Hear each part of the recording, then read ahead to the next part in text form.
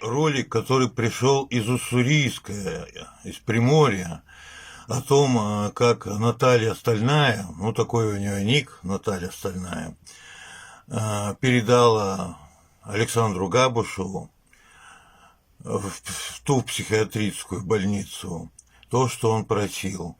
Тоже ролик хороший. Вы увидите, сразу все поймете.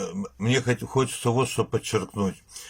Я спросил Наталью, ну, из каких, что ли, как бы, что у вас-то сказать, почему вы вот помогаете, взяли на себя труды купить, отвезти, передать Александру Габушеву. Она мне написала, я увидела на видео его глаза Саши, и я почувствовала, что это добрый и порядочный человек. Вот, понимаете, вот истина, вот суть. И женщина, Наталья, об этом сказала очень точно. Виктор, доброго времени. Сейчас быстренько покажу. Собрала передачу Саши. Что удалось собрать? Значит, папочка со смыслом. Папа, кстати, не был в 3 магазинах. Еле нашла. Видать, школьники разобрали.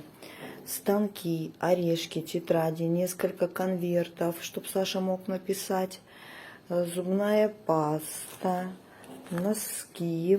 Это тоже для Александра, озвучивать не буду. Яблоки. Не смотрите, что они такие некрасивые, зато наши, приморские, не китайские.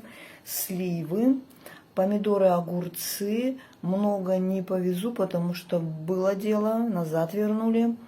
Ну, конфетки и малина. Хочется, чтобы он покушал витаминок. Все, надеюсь, завтра все у меня примут.